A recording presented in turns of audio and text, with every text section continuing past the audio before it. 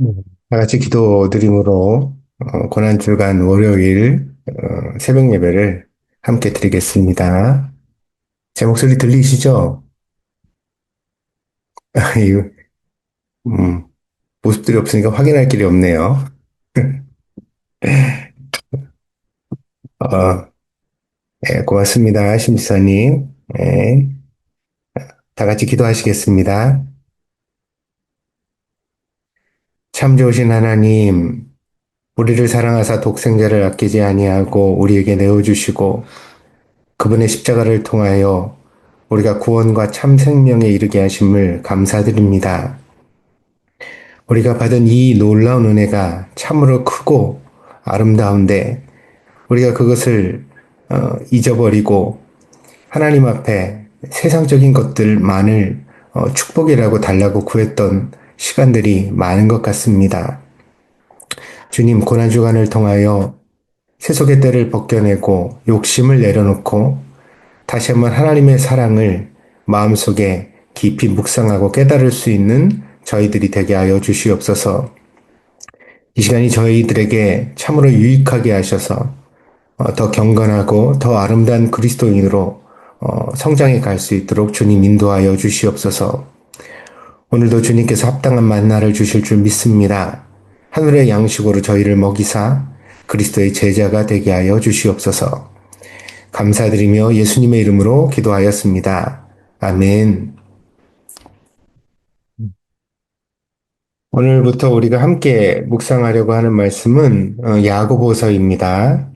야고보서 1장입니다.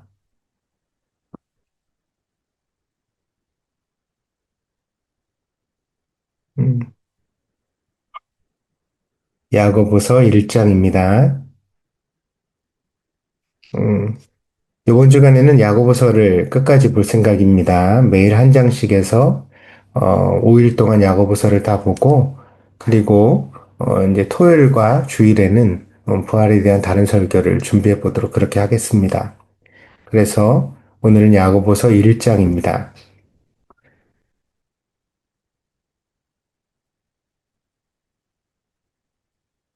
본문을 같이 읽겠습니다. 제가 읽을 테니까 같이 함께 성경을 갖다 읽어주시면 감사하겠습니다. 야고보서 1장 1절입니다.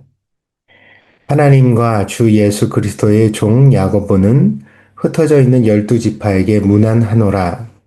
내 형제들아 너희가 여러 가지 시험을 당하거든 온전히 기쁘게 여기라. 이는 너희 믿음의 시련이 인내를 만들어내는 줄 너희가 알미라. 인내를 온전히 이루라. 이는 너희로 온전하고 구비하여 조금도 부족함이 없게 하려 함이라.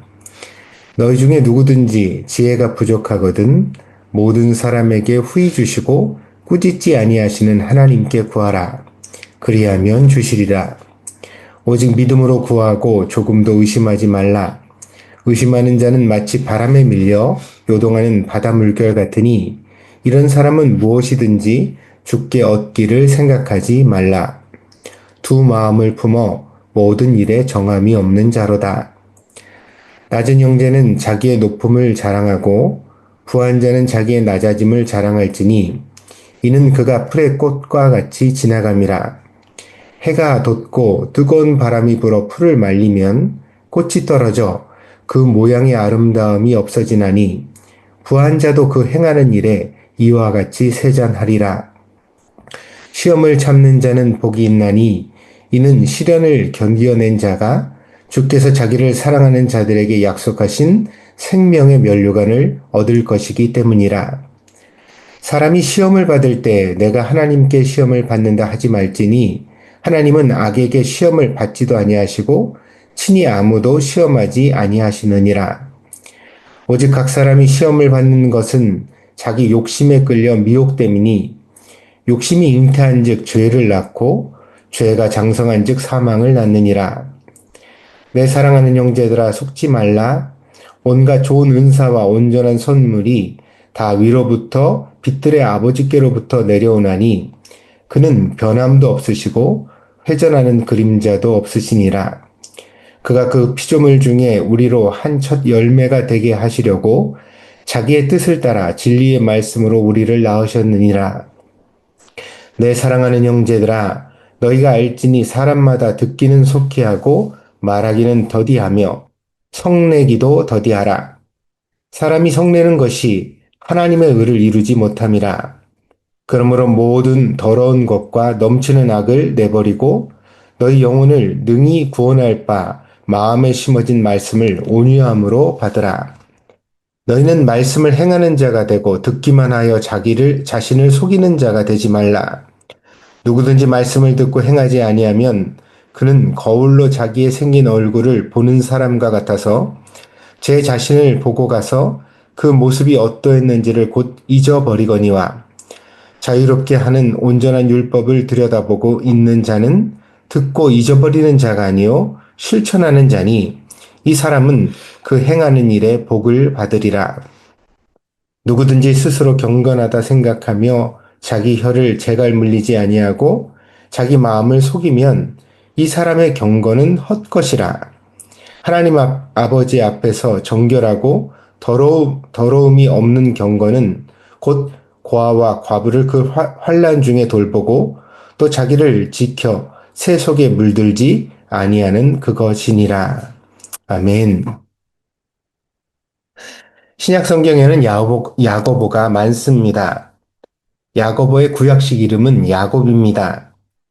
예수님의 12사도 중에도 같은 이름이 2번이나 등장합니다. 세베대의 2 아들이 예수님의 제자가 되었는데 야고보와 요한입니다. 그러니까 야고보와 요한은 형제입니다. 그리고 또 다른 야고보로 알페오의 아들 야고보가 있습니다. 세베대의 아들 야고보와 구별하기 위하여 우리는 그를 작은 야고보라고 부릅니다. 그러나 야고보서의 저자는 사도가 아닌 주의 형제 야고보로 알려져 있습니다. 사도행전 15장을 보면 이방인 선교와 율법에 대한 논쟁으로 인하여 예루살렘 교회에서 사도들과 교회 지도자들이 다 모여 회의를 열었던 공회의가 있었습니다. 이때 이 회의를 주관했던 인물이 바로 야고보입니다. 그러니까 베드로 다음으로 교회를 이끌었던 중심적 인물이 바로 주의 형제 야고보라고 알 수 있습니다. 오늘 야고보서 1장 1절은 이렇게 시작됩니다. 하나님과 주 예수 그리스도의 종 야고보는 흩어져 있는 12지파에게 문안하노라. 야고보는 마리아와 요셉 사이에서 태어난 아들딸 중에서 마지로 추측됩니다. 그러나 카톨릭에서는 마리아의 평생 동정녀설을 주장하기 때문에 야고보를 예수님의 사촌 형제라고 말합니다. 아무튼 야고보는 예수님의 형제였으며 스스로 특별한 그 혈통을 내세울 수도 있었습니다. 그러나 이 야고보서의 1장 1절은 주 예수 그리스도의 종이라고 자기 자신을 낮추고 있습니다. 그는 말로만 그렇게 자기를 말한 것이 아니라 실제로도 교회 역사 속에서 겸손한 인물이었습니다. 또한 야고보는 초대교회에서 기도를 많이 했던 인물로 알려져 있습니다. 기독교 베스트셀러 중에 낙타무릎이라는 책이 있습니다. 이 책이 바로 주의 형제 야고보를 모티브로 하여 쓰여진 책입니다. 야고보는 예루살렘 성전에서 자주 그리고 오래 기도했기 때문에 그 사람의 영성을 기려 사람들이 그에게 낙타무릎이라는 별명을 붙여주었다고 합니다. 이 전승에 따라서 기도의 사람으로 신자들이 마땅히 따라야 할 모범적 인물로 야고보를 기념하고 그래서 낙타무릎이라는 책이 쓰여질 수 있었던 것입니다. 그의 영성이 깊었다는 것을 이러한 전승이 아니더라도 우리는 확인할 수 있습니다. 야고보서를 읽다 보면 날카로운 칼날처럼 우리의 현실을 파고드는 그 말씀의 능력을 경험할 수 있습니다. 바울이 갈라디아서와 로마서를 통하여 이신층의 그러니까 신자는 오직 믿음으로 말미암아 산다라는 교리를 정립하고 세웠다면 야고보는 행함이 없는 믿음은 죽은 믿음이다 라는 일가를 통하여 기독교 신앙의 믿음을 보다 심도 있게 정의한 인물입니다. 그래서 우리가 이 성경 속의 믿음을 이야기할 때 바울의 믿음과 야고보의 믿음을 함께 생각하고 묵상하지 않을 수가 없습니다. 그런데 오늘 야고보서 1장에는 조금 상반되는 내용이 보입니다. 바로 시험이라는 주제입니다. 이 야고보서 2절에서 보면 1장 2절에서 보면 시험을 기쁘게 여기라고 말합니다. 이 시험은 믿음의 실현이라는 것을 우리는 3절을 통하여 확인할 수 있습니다. 이 긍정적 시험에 대한 언급은 12절에도 계속됩니다. 그래서 시험은 신자에게 축복이 될 수 있는 귀한 것이다. 이런 어조가 계속되지요. 그러나 13절과 14절에는 시험에 대한 전혀 다른 부정적 시각이 보입니다. 13절을 보면 악에게 시험을 받는 악으로부터 오는 시험이라는 것이 보여지고 14절에 보면 욕심에 이끌려 미혹되는 시험이 또 나옵니다. 이것을 보다 쉽게 구분한다면 유혹과 연단이라는 말로 대체할 수 있을 것입니다. 그러니까 어떤 시련이 우리에게 유익을 주고 축복이 된다면 그것은 연단이라고 말할 수 있습니다. 그러나 악에 이끌리고 그리고 또 욕심에 넘어지는 시험도 있는데 이것은 유혹이라고 말할 수 있습니다. 그러면 왜 야고보는 이 두 가지를 명확하게 다른 단어로 구분하지 않고 같은 말, 시험이라는 단어를 사용해서 우리를 헷갈리게 할까요? 인생의 시련에는 이름표가 없기 때문입니다. 어려움을 당하는데 누가 자신이 당하는 어려움의 의미를 명확하게 이해하고 당하는 사람이 있겠습니까? 그래서 야고보는 오늘 본문에서 사람이 어려움을 당할 때 이것은 하나님이 나에게 주신 것이다. 그러니 걱정할 필요가 없다. 그렇게 말하지 말라고 권합니다. 그렇게 자신감이 지나치면 신앙적인 사실들을 오해하게 되어지고 전혀 다른 잘못된 결론에 이를 수 있다는 것입니다. 그래서 어려움 속에서 우리 신자가 가져야 하는 마땅한 태도는 겸손하게 자기를 돌아보는 지혜입니다. 우리는 인생의 어려움 속에서 어떤 자세를 취해야 할까요? 5절에서 야고보 사도는 이렇게 말합니다.